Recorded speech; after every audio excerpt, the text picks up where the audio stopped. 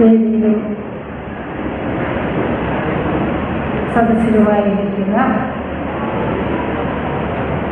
ഈ പരിപാടിക്കായിട്ട് ഉൾച്ചേർന്നിരിക്കുന്ന എല്ലാ സജ്ജനങ്ങൾക്കും എൻ്റെ പ്രണാമം. നമ്മുടെ മഹത്തായ ഗുരു പരമ്പരയ്ക്കും എൻ്റെ നീന്തമായ പ്രണാമം.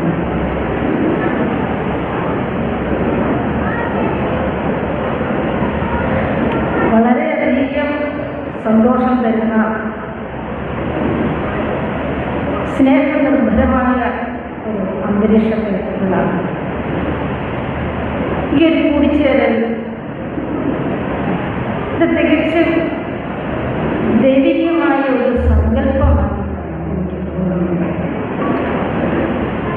കാരണം ധർമ്മത്തിൻ്റെ വിജയം, മാനുഷികതയുടെ വിജയം വളരെ അനിവാര്യമായ ഒരു കാലഘട്ടത്തിലാണ് നമ്മളിന്ന് ജീവിക്കുന്നത്.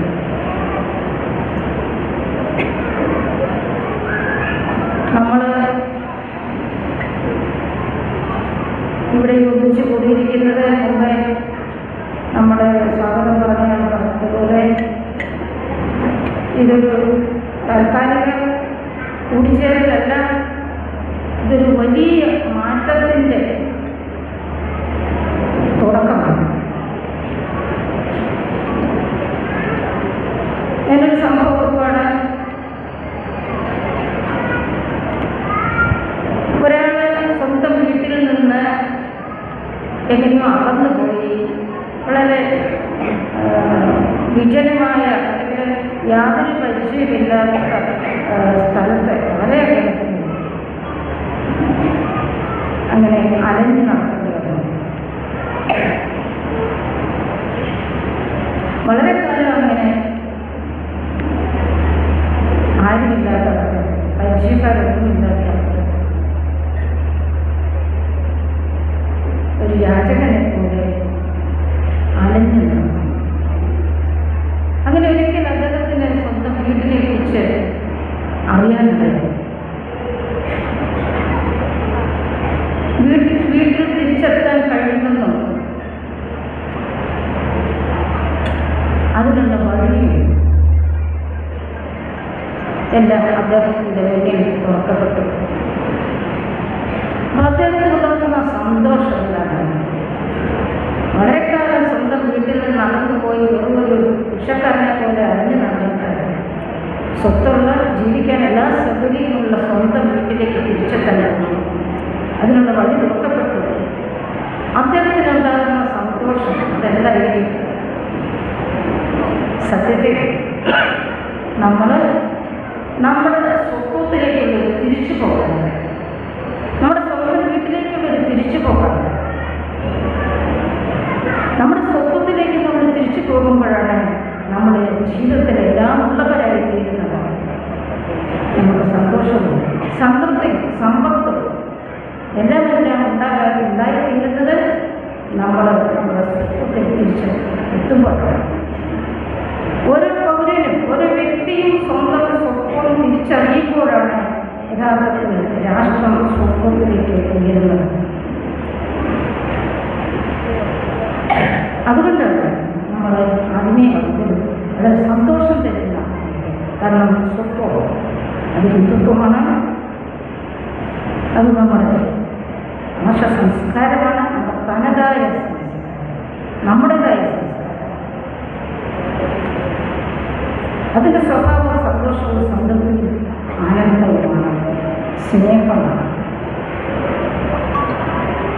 നമ്മൾ ഇതിൻ്റെ കഥ പറഞ്ഞത് എനിക്ക് ഓർമ്മ വരികയാണ്.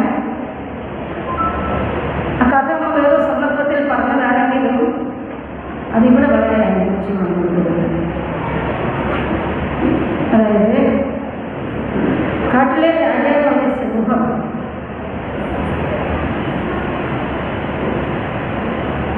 അവശനായി, യായാധിക്യം കൊണ്ട് അവശനായിട്ട് കുത്തിയിരിക്കുകയാണ്. സ്വയം ഏറെ തേടാനില്ല. ഒരു സിംഹം തൻ്റെ മന്ത്രിയായ പൂക്കനെ നിയോഗിച്ചു തനിക്ക് ഭക്ഷണം എത്തിച്ചു തരാൻ വേണ്ടിയിട്ട്.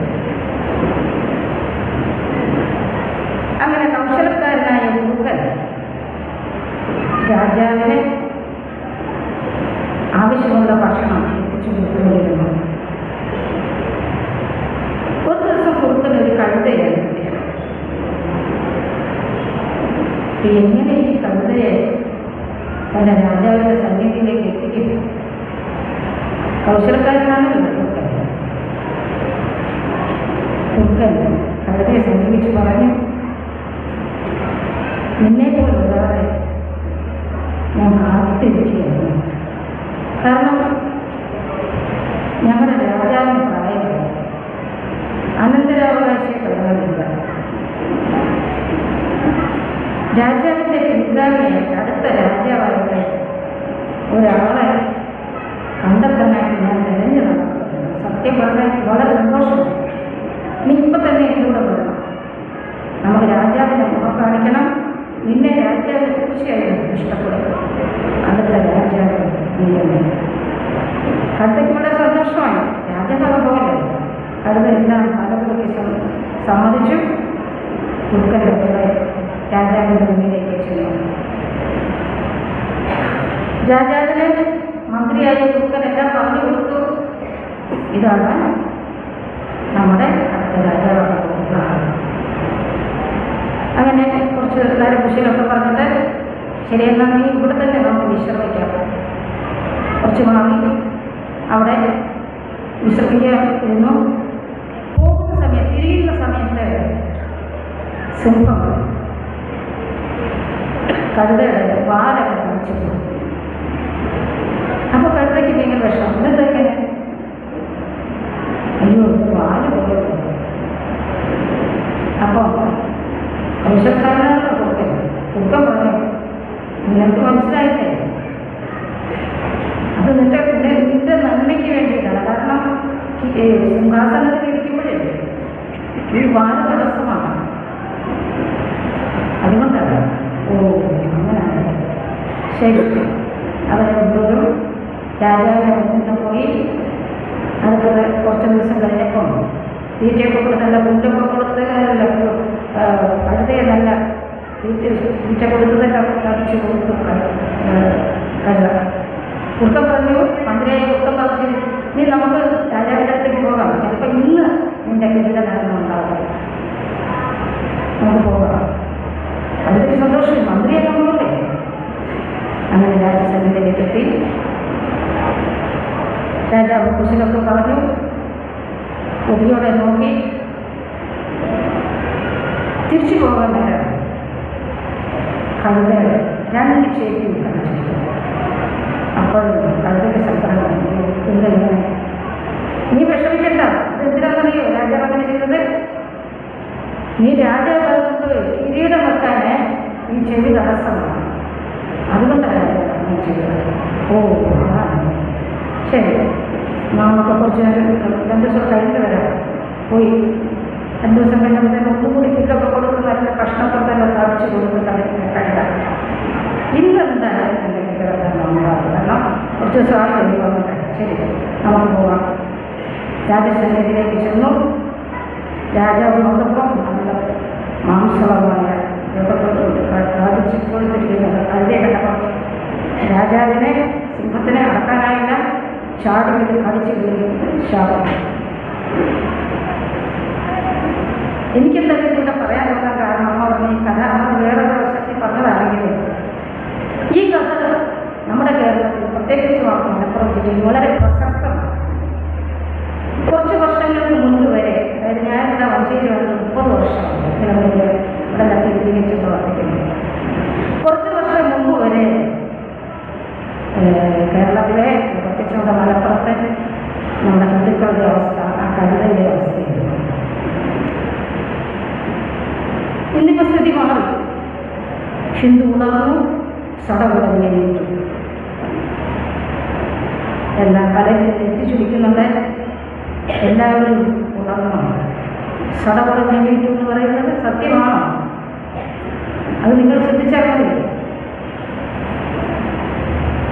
വളരെ വളരെ മോശമായ ഒരു സ്ഥിതിയിലാണ് ഇന്ന് ഹിന്ദു ജീവിക്കുന്നത്. എന്നാൽ വളരെയധികം ഉണർന്നതിൻ്റെ സൂചനയാണ് നമുക്ക് കാണാൻ കഴിയുന്നത്. ഹിന്ദു ഏകതാ സമ്മേളനങ്ങൾ, മറ്റു പല പരിപാടികളും വിജയിക്കുന്നത് നമ്മൾ കാണുന്നു.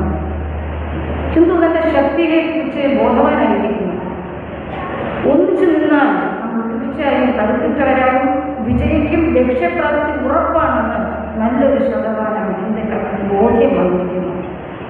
ഹിന്ദു ഉണർന്നുകൊണ്ടുള്ള സത്യമാണ്. പക്ഷേ കവിതകൾ ഇനിയും നമ്മുടെ നാട്ടിൽ ഇഷ്ടം പോലെയുണ്ട്. ഈ കവിതകളെ ഉണർത്തേണ്ട അല്ലെങ്കിൽ സിദ്ധങ്ങളാക്കി മാറ്റേണ്ട ഉത്തരവാദിത്വം കൂടി നമുക്കുണ്ട്.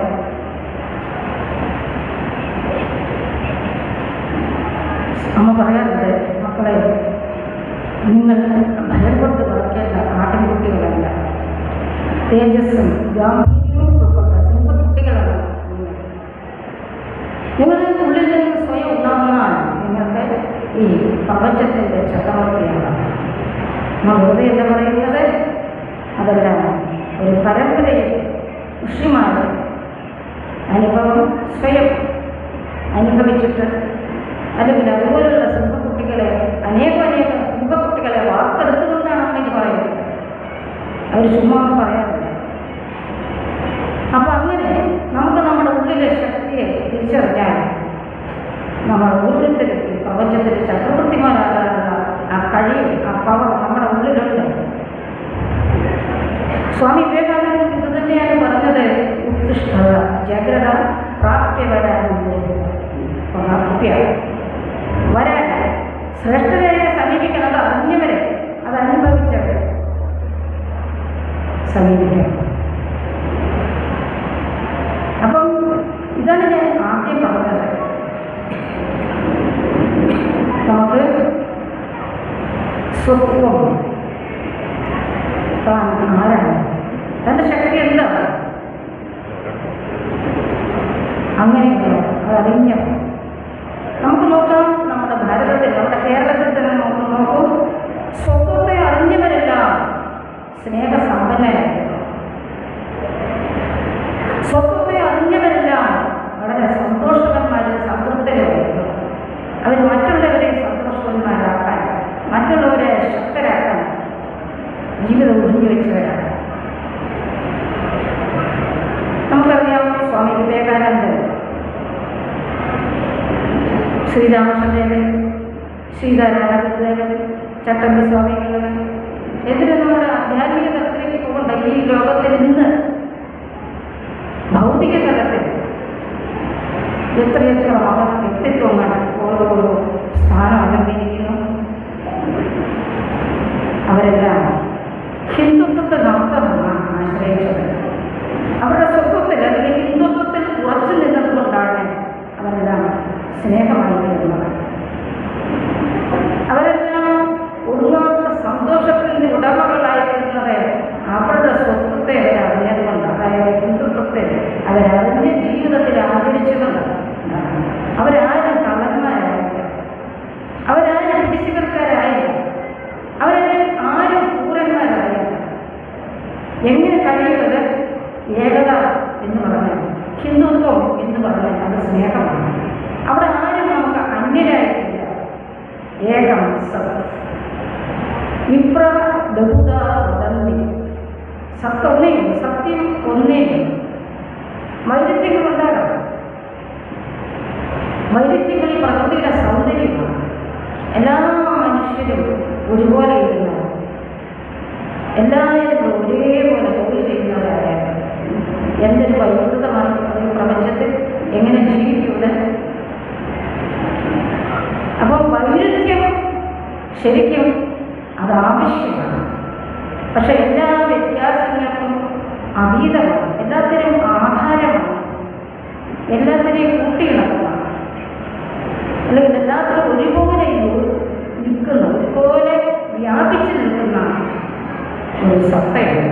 അത് മാത്രമേ നശിക്കാത്തതായിട്ടുള്ളൂ. ബാക്കിയെല്ലാം താൽക്കാലികമാണ്. ശരീരവും നമ്മുടെ സ്വപ്നങ്ങളും നമ്മുടെ കാഴ്ചപ്പാടുകളും ഒക്കെ മാറിക്കൊണ്ടിരിക്കും. മനസ്സും എല്ലാം മാറും. പക്ഷേ മാറാത്ത ആത്മാവാണ്. ഇതാണ് നമ്മുടെ സ്വപ്നം. അല്ലെങ്കിൽ ഈശ്വരൻ എന്ന് പറയാം, ബ്രഹ്മം എന്ന് പറയാം, ചൈതന്യം എന്ന് പറയാം. നമ്മളുടെ ഉള്ളിൽ ഉറങ്ങിക്കിടക്കുന്ന ആന്തരിക ശക്തി, അതിനെ അറിയുന്നു. അതിൻ്റെ തലത്തിൽ അതിനെ അറിയുന്നവരാരും കള്ളന്മാരായിരുന്നു തന്നെ പറഞ്ഞത്. അല്ലെങ്കിൽ അതിനെക്കുറിച്ച് ബോധമുള്ളവർ പോലും കള്ളന്മാരാവില്ല. അവരാരും ഒരു കൂടുതൽ മനുഷ്യന് മുമ്പിനെ പോയി വേദനിപ്പിക്കാൻ ഇഷ്ടമില്ലാത്തവരാണ് ഹിന്ദുക്കൾ. എന്താണ് കാരണം? അവിടെ ഒന്നേ ഉള്ളൂ, ഏകമേവ അദ്വിതീയം ബ്രഹ്മ എന്ന് സാക്ഷാത്കരിച്ചവരാണ് ഹിന്ദുവിൻ്റെ ആചാര്യന്മാരെ നമ്മൾ മാർഗദർശകർ. രണ്ടാമതൊന്നും ഉണ്ടെങ്കിലല്ലേ ഇത് നമുക്ക് ഭയമോ അല്ലെങ്കിൽ വെറുപ്പോ ഒക്കെ തോന്നുക. നമ്മൾ നമ്മളെ തന്നെ വെറുക്കുമോ, നമ്മൾ നമുക്ക് തന്നെ ശത്രുവാകുമോ ആകുന്ന കാലം ഉണ്ടാകാം. അത് മുമ്പേ അങ്ങനത്തെ രീതികളുണ്ട്. അത് മുമ്പേ ഞാൻ കഴുതുകളുടെ കാര്യമാണ്. ആ കഴുതുകൾ ഇപ്പോഴും ഉണ്ട്, അനേകം കഴുതുകൾ ഇപ്പോഴും ഉണ്ട്. അവരെല്ലാം ഇന്നെന്തെങ്കിലും നാളെ ഈ സത്യം മനസ്സിലാക്കുകയേ പറ്റുള്ളൂ. കാരണം അവരുടെ നിലനിൽപ്പിൻ്റെ പ്രശ്നമായിട്ട് കാരണം ഒരിക്കലും അധർമ്മത്തിൽ നിന്ന് ശാന്തി ഉണ്ടാകില്ല, ഒരിക്കലും കള്ളന്മാർക്ക് സുഖം ഉണ്ടാകില്ല, ഒരിക്കലും കൂടുതലുകാർക്ക് സമാധാനമായി പോകാൻ പറ്റത്തില്ല. അത് നമുക്ക് രാവണൻ്റെ ഒക്കെ കഥയൊക്കെ നമുക്ക് പഠിക്കാൻ പറ്റും. രാവണൻ എത്രയോ സ്വത്തുണ്ടായിരുന്നു, രാവണൻ എല്ലാ വിദ്യകളും ഉണ്ടായതാണ്. പക്ഷെ എല്ലാം ഭൗതിക തലത്തിലായിരുന്നു, ശക്തിയുള്ളവരെല്ലാം ഉണ്ടായിരുന്നു. പക്ഷേ എല്ലാറ്റിനും അടിസ്ഥാനം ഈശ്വരനാണെന്നുള്ള ആ ബോധം. ആ ബോധം വരുമ്പോഴാണ് യഥാർത്ഥത്തിൽ എല്ലാവരെയും സ്നേഹിക്കാൻ കഴിയുള്ളൂ. മറ്റൊക്കെ നമുക്ക് ബാഹ്യമായിട്ട് ഒരുപ്രവർത്തനൊരു സ്നേഹമാണ്. അപ്പോൾ ഈ സ്നേഹം നമ്മുടെ ഉള്ളിൽ എപ്പോഴാണ് വളരുന്നത്? അത് നമ്മൾ ഈ ഒരു അറിവ് നമുക്കുണ്ടായത് എൻ്റെ ഉള്ളിൽ തന്നെ എല്ലാം ഉണ്ട്. ഇപ്പം ഏകത എന്ന് പറഞ്ഞാൽ നമുക്ക് അന്യമല്ല, ഇത് പണ്ടുണ്ടായിരുന്ന ഒരു കാര്യമല്ല, പുതിയതായിട്ടൊരു കാര്യമല്ല. ഇത് അനന്തകാലം മുതൽ ലോകമുള്ള കാലം, അനാദികാലം മുതൽ ഇവിടെ നിലനിൽക്കുന്നതാണ് ഈ ഏകത. അതുകൊണ്ടല്ലേ നമുക്ക് വസുദൈവ കുടുംബം എന്നൊക്കെ പറയും. പ്രാർത്ഥിച്ചത് നമ്മുടെ സങ്കല്പം തന്നെ നമ്മളൊരു കുടുംബമാണ്, നമ്മളൊരു കുടുംബമാണ്. ഇത് ഇന്നൊന്നിനെയോ പറഞ്ഞതല്ല. ലോകമുള്ള കാലത്ത് ചരിത്രാതീത കാലം മുതൽ നിലനിൽക്കുന്ന സങ്കല്പങ്ങളും പ്രാർത്ഥനകളും ജീവിത രീതികളും നമുക്കുണ്ട്. അപ്പം നമ്മുടെ ശത്രു നമ്മൾ തന്നെ ആയത് എപ്പോഴാണ്? നമ്മളെല്ലാം അതറിയാതെ വെറും മറ്റുള്ളവരുടെ കയ്യിലെ ഉപകരണമായി മാറിയപ്പോൾ നമുക്ക് നാശമുണ്ടായി, നമുക്ക് പരാജയമുണ്ടായി, നമ്മുടെ ചിഹ്നം ഭിന്നമായി പോയി. ഇനി നമ്മൾ നമ്മളിലേക്ക് തിരിച്ചു വരണം, നമ്മുടെ തന്നെ അറിയണം. അത് പറയുന്നത് ഏകത സത്യത്തിൽ നമ്മുടെ സ്വഭാവമാണ്. അതിന് നമ്മൾ ധർമ്മം എന്താണെന്ന് മനസ്സിലാക്കണം, അതിനെക്കുറിച്ച് പഠിക്കണം. നമ്മളെ തെറ്റായിട്ട് പഠിപ്പിച്ചു, തെറ്റായിട്ട് പ്രചരിപ്പിച്ചു, നമ്മളെ അടിമകളാക്കി വെച്ചു, നമ്മളെ താണവനെന്നും അല്ലെങ്കിൽ വൃത്തികെട്ടവനെന്നും അല്ലെങ്കിൽ വലിയവനെന്നും ചെറിയവനെന്നും ഒക്കെ നമ്മളെ നമ്മളെ വേർതിരിച്ച് സ്വാർത്ഥ ലാഭത്തിന് വേണ്ടിയിട്ട് അവനവൻ്റെ കാര്യം നടപ്പിലാക്കാൻ വേണ്ടിയിട്ട് നമ്മളെ പലതായിട്ട് വേർതിരിച്ച് പരസ്പരം തമ്മിലടിപ്പിച്ചു. ഇതെല്ലാം കള്ളത്തരമായിരുന്നുവെന്നും അതൊന്നുമല്ല സത്യമെന്നും അമ്മയെപ്പോലുള്ള മഹാത്മാക്കൾ നമ്മളെ പഠിപ്പിച്ചിട്ടുണ്ട്. ഇന്ന് നമുക്ക് ഈ സനാതന ധർമ്മത്തിൻ്റെ കാതൽ അല്ലെ, അത് ഈ പറയുന്ന കാര്യങ്ങൾ സത്യമാണെന്ന് അല്ലെ, സ്വത്വത്തെ തന്നെയാണ്. നമ്മൾ ഈ ധർമ്മത്തെക്കുറിച്ച് അറിഞ്ഞാൽ നമ്മൾ സ്നേഹമുള്ളവരും വ്യത്യാസമില്ലാത്തവരും അല്ലെങ്കിൽ എല്ലാവരും ഒരുപോലെ സ്നേഹിക്കുന്നു എന്നൊക്കെ നമുക്ക് എന്താണ് തെളിവ്? എന്താണ് തെളിവ്? ആരാണ് ആ ധർമ്മത്തിൽ ജീവിക്കുന്നത്? അവർ വാക്കെടുക്കുക ഒന്നും വേണ്ട. നമ്മളെ ഭരിക്കുന്ന, നമ്മുടെ രാജ്യം ഭരിക്കുന്ന നമ്മുടെ പ്രധാനമന്ത്രി, നമ്മളിവിടെ രാഷ്ട്രീയത്തിൽ ചിന്തിക്കേണ്ട. പക്ഷേ ഹിന്ദുത്വം ഉൾക്കൊണ്ട ആരാണ്? ഹിന്ദുത്വം ഉൾക്കൊണ്ടവരിൽ നിന്ന് എന്താണ് നമുക്ക് കിട്ടുന്നത്? അതിന്ന് രാഷ്ട്രീയത്തിനൊക്കെ അതീതമായിട്ട് വിവരമുള്ള മനുഷ്യൻ, ബുദ്ധിയുള്ള മനുഷ്യൻ മനസ്സിലാക്കിക്കൊണ്ടിരിക്കുന്നു. ഹിന്ദുത്വത്തിൻ്റെ മഹത്വം അതെന്താണെന്ന് നമ്മൾ മനസ്സിലാക്കിക്കൊണ്ടിരിക്കുന്നു. പക്ഷെ ഇപ്പോഴും ഇത് വനിതാ ദിനം കൂടിയാണ്. നമ്മുടെ അമ്മമാർ അത് മനസ്സിലാക്കിക്കൊണ്ടാണ് ഇവിടെ ഇത്രയും പേരെ ഇരിക്കുന്നത്. എനിക്ക് സന്തോഷമായി. പുരുഷന്മാരെക്കാട്ടിലും സ്ത്രീകളുടെ ശക്തിയാണ് കൂടുതൽ കാണുന്നത്. എവിടെ ചെന്നാലും അങ്ങനെ കാണുന്നു. അത് വലിയ മാറ്റത്തിൻ്റെ സൗന്ദര്യമാണ്. ഞാനിങ്ങളുടെ സന്ദർഭത്തിൽ ഒരു പദമുണ്ട്, ഒരു സംഭവം. അതായത് ഇന്നലെ പണമുള്ള സമയം കൂടുതൽ എടുത്തു നോക്കി 10 മിനിറ്റ് ഒരു വലിയ മാർക്കാണ് സംസ്കാരം ഒരു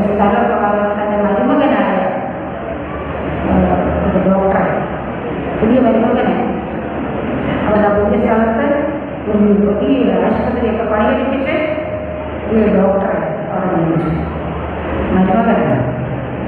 അങ്ങനെ അവരവിടെ താമസിക്കുന്നു, ഉപയോഗിക്കുന്നു.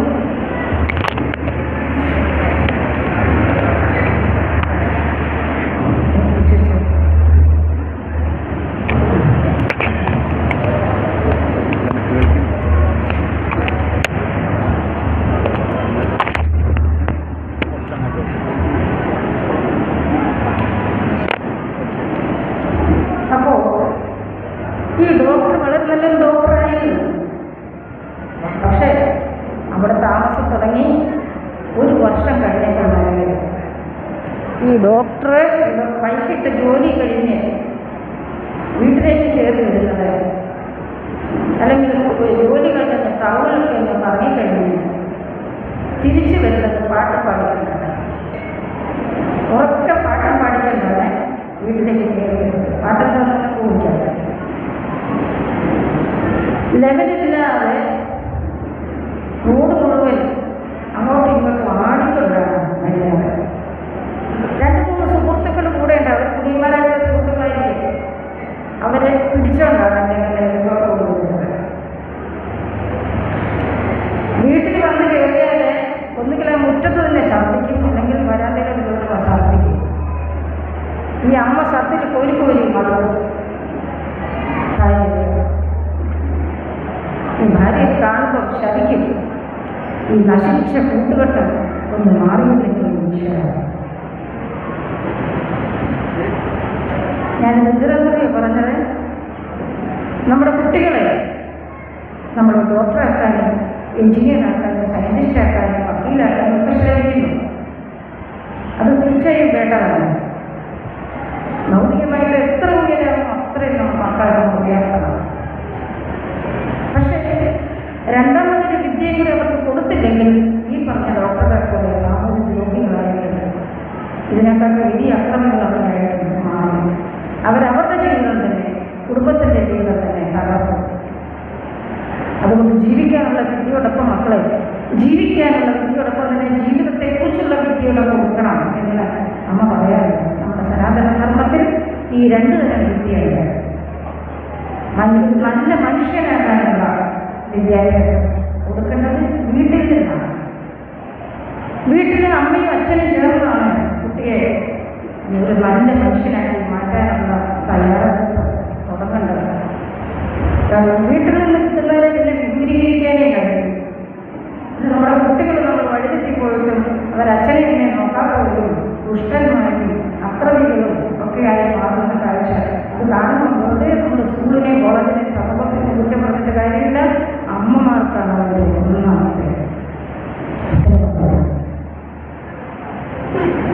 അതുകൊണ്ട് ഞാൻ കേട്ടിട്ടുണ്ട്, സ്വാമി വിവേകാനന്ദനാണ് തോന്നുന്നു പറഞ്ഞത്, ഒരമ്മയ്ക്ക് വിദ്യാഭ്യാസം കൊടുത്താൽ ആ സമൂഹം രക്ഷപ്പെടും, സമൂഹം നന്നാവും.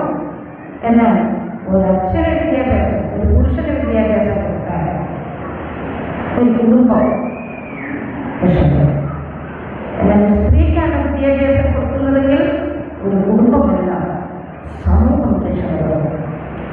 കാരണം ഈ വ്യക്തികൾ, ഈ അമ്മ വളർത്തിയെടുക്കുന്ന കുട്ടികൾ, അവർ നാളെ സമൂഹത്തിനും രാഷ്ട്രത്തിനും ലോകത്തിനും തന്നെ വിളക്കായി പരിശോധിക്കാനുള്ളവരാണ് നല്ല അമ്മമാർ വളർത്തിയെടുക്കുന്ന കുട്ടികൾ. അപ്പോൾ പറഞ്ഞ ഈ ഡോക്ടറുടെ കാര്യത്തിൽ സത്യത്തിൽ എന്താണ് സംഭവിച്ചത്? അദ്ദേഹം വളരെ മിടുക്കനായ ഡോക്ടറായിരുന്നു. പക്ഷേ ഒരു സാഹചര്യത്തിൽ കൂട്ടുകെട്ടിൽ പെട്ടിട്ട് ആ കൂട്ടുകെട്ടിന് അടിമപ്പെട്ടിട്ട് ആ കൂട്ടുകെട്ടിൽപ്പെട്ടവർ ആ സാഹചര്യത്തിന് അടിമയായി. അങ്ങനെ യാതൊരു കുടുംബത്തോടും ആരോടും യാതൊരു ഉത്തരവാദിത്വവും ഇല്ലാത്ത ഒരു അധപ്പതിച്ച മനുഷ്യനായി മാറി. നല്ല ഡോക്ടറായിരുന്ന ആരായിരുന്നു. അപ്പം ഇതുപോലെ നമ്മുടെ കുട്ടികൾ ഒരു പ്രതികൂല സാഹചര്യത്തിലും വീണു പോകാതെ ധീരതയോടെ ആദർശനിഷ്ഠമായ ജീവിതം നയിച്ച് സമൂഹത്തിനും രാഷ്ട്രത്തിനും നന്മ ചെയ്യുന്നവരായി തീരണമെങ്കിൽ നമ്മുടെ കുട്ടികൾക്ക് കുഞ്ഞിലെ വീട്ടിൽ നിന്നാണ് ഈ വിദ്യാഭ്യാസം കൊടുക്കേണ്ടത്. അത് അമ്മമാരുടെ ഉത്തരവാദിത്വമാണ്, അതേപോലെ തന്നെ അച്ഛൻ്റെ ഉത്തരവാദിത്വമാണ്. ഏകകാലം പറഞ്ഞിട്ടുണ്ട്. അങ്ങനെയുള്ള ആ കുട്ടികൾ എന്താ കൊടുത്തിരുന്നെങ്കിൽ ഇന്ന് നമുക്ക് ഏകത്വത്തെക്കുറിച്ച് ഇങ്ങനൊരു അവസരം വേണ്ടി വരുന്നത്. ഇപ്പം നമ്മൾ ഏറെ കൊണ്ടുവരുന്നത് അതായത് നമുക്ക് കുഞ്ഞിനെ നമ്മുടെ കുട്ടികൾക്ക് അത് കൊടുക്കാറുണ്ട്. അപ്പം ഇനി നമ്മൾ മുമ്പേ പറഞ്ഞതുപോലെ നമ്മൾ മറ്റുള്ളവരുടെ കയ്യിൽ ഉപകരണമാകാതെ നമ്മുടെ ധർമ്മത്തിൽ, നമ്മുടെ സംസ്കാരത്തിൽ, നമ്മുടെ സ്വത്വത്തിൽ നമുക്ക് കുറച്ച് നിൽക്കണമെങ്കിൽ ധീരതയോടെ നമുക്ക് ഓരോ കാര്യത്തിലും മുന്നോട്ട് വെക്കണമെങ്കിൽ നമ്മളിൽ തന്നെ എല്ലാം ഉണ്ടെന്നുള്ള അറിവ്, ആ അറിവ് വീട്ടിൽ നിന്ന് കിട്ടണം. അത് അമ്മമാരാണ് കുട്ടികളെ പഠിപ്പിച്ചു കൊടുക്കേണ്ടത്. അത് കൊടുക്കണമെങ്കിൽ ആദ്യം അച്ഛനും അമ്മയ്ക്കും അറിവ് ഉണ്ടാകണം. ആദ്യം അച്ഛനും അമ്മയ്ക്കും അറിവ് ഉണ്ടാകണം. അവർ ജീവിക്കുന്നവരും കൂടെയാണ്. ധർമ്മം എന്ന് പറയുന്നത് കുറേ പഠിച്ചതുകൊണ്ടോ കുറേ പ്രചരിപ്പിച്ചതുകൊണ്ടോ ധർമ്മം നിലനിർത്തണമെന്നില്ല. ഓരോരുത്തരും ധർമ്മം ആചരിക്കണം. സത്യനാമം ജനിക്കണം. അച്ഛനമ്മ മക്കളോടും ജനിക്കണം. ഞാൻ നിർത്താൻ പോകുന്ന അതിന് മുമ്പ് അമ്മ പറഞ്ഞ ഒരു കഥ ഒന്നുകൂടെ ഒരു പാട്ടാണ് ആചരണത്തെക്കുറിച്ച്. അപ്പോൾ എന്താണ് അത്?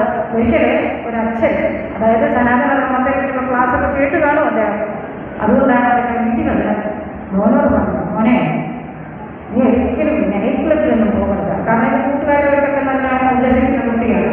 അതുകൊണ്ടാണ് അച്ഛൻ കുട്ടിയോട് പറഞ്ഞു കൊടുക്കുന്നത്, നൈറ്റ് ക്ലബിൽ പോകരുത് കേട്ടോ മോനെ.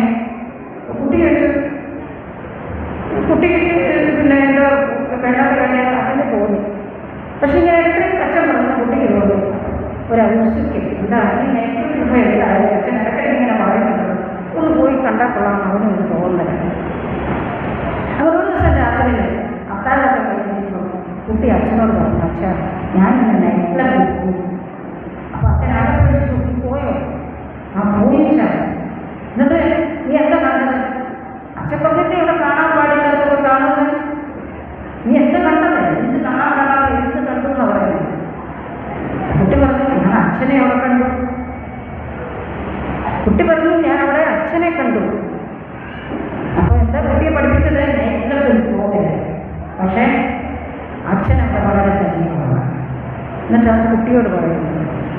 ഇതുപോലെ നമ്മൾ ഓരോ കാര്യങ്ങളും നമ്മൾ ആചരിച്ച് കാണിക്കുമ്പോഴാണ് യഥാർത്ഥത്തിൽ കുട്ടികളെ പഠിക്കുന്നത്. കുട്ടികൾ കുട്ടികളെ മുതൽ ആദർശനിഷ്ഠമായൊരു ജീവിതം വേണമെങ്കിൽ ആദ്യമേ നമുക്ക് പഠിപ്പിച്ച് കൊടുക്കാൻ പറ്റുന്നത് നമ്മുടെ പഞ്ചതന്ത്രം കഥകളും വേറെ ഒന്നും വേണ്ട. രാമായണം പഠിപ്പിച്ചു കൊടുക്കുള്ളൂ. ഏത് കുട്ടികളോട് ചോദിച്ചാലും രാമായണത്തിലെ ഏത് കഥാസന്ദർഭവും അവരതിൽ നിന്ന് പഠിച്ച പാഠങ്ങളും പറഞ്ഞു കേൾപ്പിക്കും. കാരണം അതിൽ ജീവിക്കുന്ന അച്ഛനമ്മമാരുടെ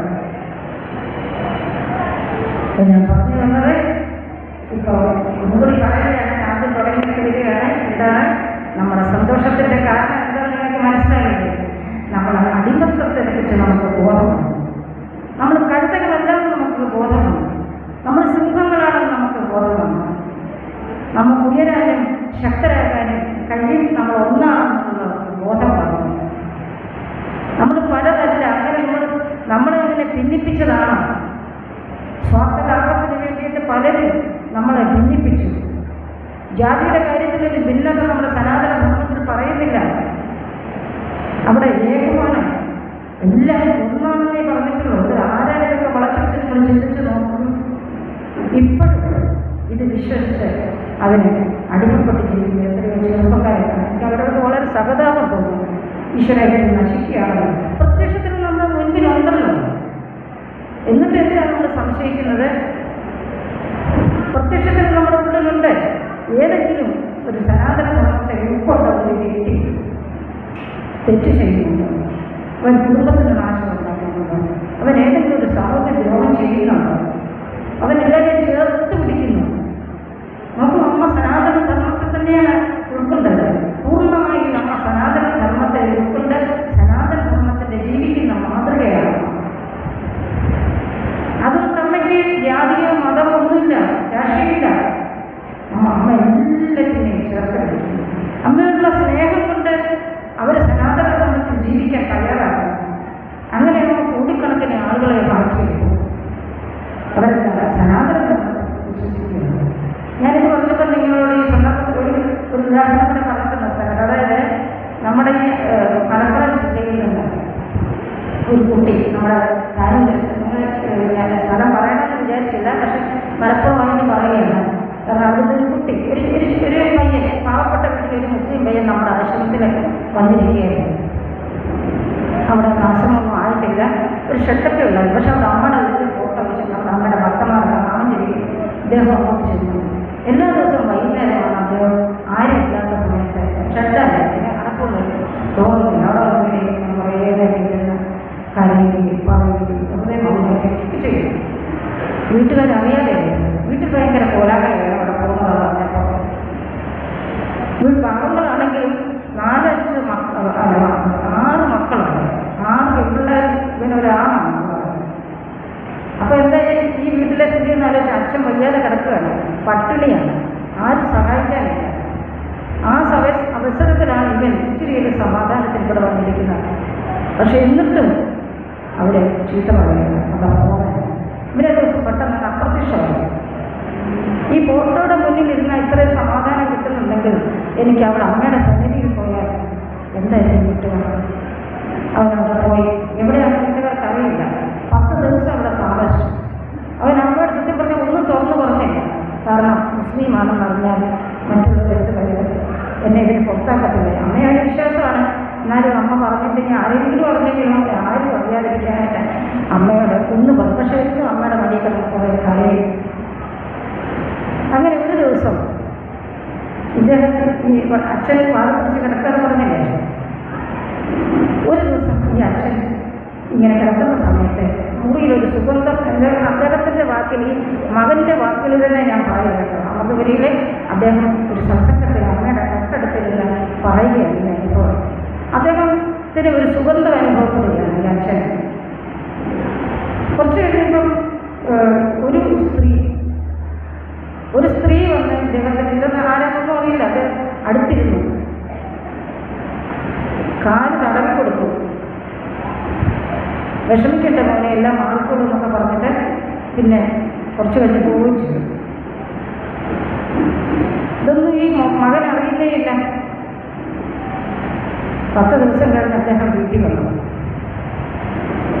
അച്ഛന് പതിവില്ലാത്ത ഒരു സ്നേഹമാണ്. വീട്ടിലെ അന്തരീക്ഷം ആകെ മാറിയിരിക്കുന്നു. മകൻ വരുന്ന സമയത്ത് അച്ഛനവിടെ ഇല്ല, ജോലിക്ക് പോയിരിക്കുകയാണ്.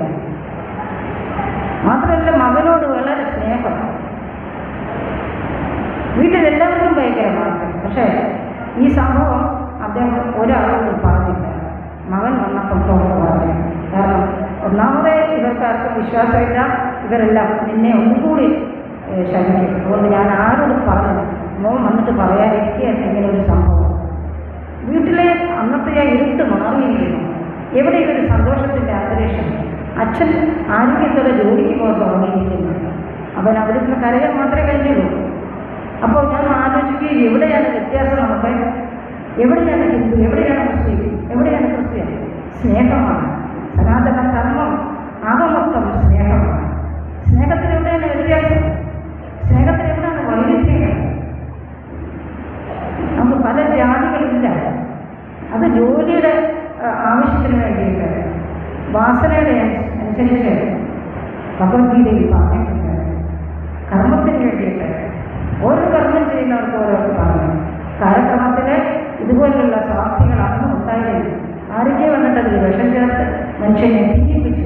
അവർക്ക് ഭരിക്കാൻ വേണ്ടിയിട്ട്, അവർക്ക് ഭാരതത്തിൻ്റെ സമ്പത്ത് മാത്രമല്ല നമ്മുടെ ഹിന്ദുക്കളുടെ ഈ ആത്മാഭിമാനത്തെ പോലും അവരെ നശിപ്പിച്ചു.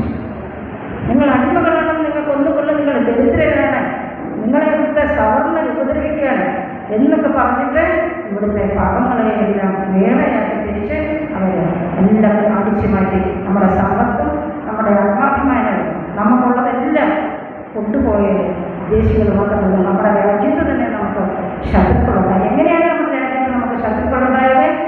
എങ്ങനെയാണ് നമ്മുടെ രാജ്യത്ത് നമ്മുടെ ശത്രുക്കളുണ്ടായത്? നമുക്ക് ഒന്നു ചിന്തിക്കാൻ കഴിയാത്തതുകൊണ്ട് നമുക്ക് നമ്മുടെ ധർമ്മത്തെക്കുറിച്ച് അറിവും അഭിമാനവും ഇല്ല. അതുകൊണ്ട് കൊച്ചു കുട്ടികൾക്ക്, കുഞ്ഞുങ്ങൾക്ക്, അമ്മമാര് നമ്മുടെ സംസ്കാരത്തെക്കുറിച്ച്, നമ്മുടെ പൈതൃകത്തെക്കുറിച്ച് അറിവും അഭിമാനവും ഉണ്ടാക്കത്തക്കവണ്ണം നമ്മുടെ കുട്ടികളെ വളർത്തിയില്ലെങ്കിൽ നാളെ നമുക്ക് പുറത്തുനിന്നൊരു ശത്രുത്വം വേണ്ട, ഇവിടെ തന്നെ നമ്മുടെ ശത്രുക്കളുണ്ടായി നമ്മുടെ രാജ്യത്തെ നശിപ്പിക്കും, നമ്മളെല്ലാം നശിപ്പിക്കും. നമ്മൾ കണ്ടില്ലേ നമ്മളവിടെ ശരിക്കും നടക്കുന്നത്? അപ്പം അങ്ങനെ വരാതിരിക്കണമെങ്കിൽ നമ്മൾ നമ്മുടെ പൈതൃകത്തെക്കുറിച്ച് കുട്ടികളെ പഠിപ്പിക്കണം. യഥാർത്ഥ സനാതന രാമനാരായിരുന്നു കൃഷ്ണനാരായിരുന്നു പഠിപ്പിച്ചു കൊടുക്കണം. ഇത് വീട്ടിൽ നിന്ന് പഠിപ്പിച്ചില്ലെങ്കിൽ വലുതായിരിക്കുമ്പോൾ അവരുടെ ആശയങ്ങൾ നമ്മളെ പഠിപ്പിക്കാൻ കഴിയും. നമ്മളതനുസരിച്ചില്ലെങ്കിൽ അവർ നമ്മളെ വെട്ടും കൂട്ടുകയും ചെയ്യും, കൊന്നുകളയും. കാരണം അത് ആസുരികതയല്ല, ദൈവികതയല്ല. ആസുരികത എന്ന് പറഞ്ഞാൽ സ്വാർത്ഥതയ്ക്ക് വേണ്ടി, തന്നിഷ്ടത്തിന് വേണ്ടി ആരെയും കൊന്നുകളയുന്ന സംസ്കാരമാണ് ആസുരികത. അതാണ് അവിടെ വളർന്നു വരുന്നത്. എന്തിനു നമ്മുടെ തന്നെ സമ്പത്തിൻ്റെ കലവറ, സമ്പത്ത് മുഴുവൻ നമ്മുടെ കയ്യിലാണ്. സനാതന ധർമ്മം സമ്പത്തിൻ്റെ കലവറയാണ്. അതിനെ ആശ്രയിച്ച് ഈ ലോകത്തിന് ഞാൻ അമ്മയിൽ നിന്നുകൊണ്ടാണ് പറയുന്നത്. സനാതന ധർമ്മത്തിൽ പൂർണ്ണമായി ജീവിക്കുന്ന അമ്മയിൽ നിന്നുകൊണ്ടാണ് പറയുന്നത്. നിങ്ങൾ ഒന്നിനും നിങ്ങൾക്കൊരു കുറവ് വരില്ലെന്നും മാത്രമല്ല നിങ്ങൾ മറ്റുള്ളവർക്ക് കൊടുക്കുന്നവരായി തീരുമെന്നും ഞാൻ നിങ്ങൾക്ക് ഉറപ്പ് തരുന്നുണ്ട്. അമ്മയുടെ നാമത്തിൽ, സനാതന ധർമ്മത്തിൻ്റെ നാമത്തിൽ ഞാൻ നിങ്ങൾക്ക് ഉറപ്പ് തരികയാണ്. നമുക്കൊന്നിനും എവിടെയും യാചിക്കേണ്ട അവസ്ഥയില്ല, അലയേണ്ട അവസ്ഥയില്ല. നമ്മളിലേക്ക് വന്നു ചെയ്യും യഥാർത്ഥ ഒരു ഇതിൽ. അവിടെ നമുക്ക് അധ്വാനിക്കാനുള്ള ആ ഒരു ശക്തി, എന്ത് നേടിയെടുക്കാനുള്ള പവർ, ഞാൻ ഇതിൻ്റെ കൂടെ ഉണ്ട്, നമ്മളൊന്നാണ് എന്നുള്ള ആ ബോധം അവർ പകർന്നു തരുന്ന അനേകം സനാതന ധർമ്മ പ്രേമികൾ. ഇതെല്ലാം നമുക്കുള്ളപ്പോൾ നമ്മൾ എന്തിനു വെറുതെ അടിമകളായിട്ട് മറ്റുള്ളവരുടെ കയ്യിൽ ഉപകരണങ്ങളായിട്ട് നമ്മുടെ ജീവിതം, നമ്മുടെ കുടുംബത്തെ നശിപ്പിക്കുന്നു? ഒന്ന് നമ്മൾ ഓർക്കുക, നമ്മുടെ രാഷ്ട്രം സനാതന ധർമ്മത്തിൻ്റെ അടിത്തറയിൽ കെട്ടിപ്പടുക്കുന്ന ഈ സ്നേഹത്തിൻ്റെ സാമ്രാജ്യം, സന്തോഷത്തിൻ്റെ സാമ്രാജ്യം, അതാണ് നമ്മുടെ ഭാരതം. അതിൻ്റെ ആ സ്വത്വത്തിൽ, തനതായ ആ ഒരു പവറിൽ, തനതായ അതിൻ്റെ ഐശ്വര്യത്തിൽ, അതിൻ്റെ ശക്തിയിൽ അത് ജ്വലിച്ച് ലോകത്തെ ഭരിക്കുന്ന ആ കാലം വിദൂരമല്ല, അങ്ങോട്ടടുത്തോണ്ടിരിക്കുകയാണ്. പണ്ടും ഭാരതം ലോകത്തെ ഭരിച്ചു, ലോകത്തിൻ്റെ ഒരു തന്നെ ആയിരുന്നു.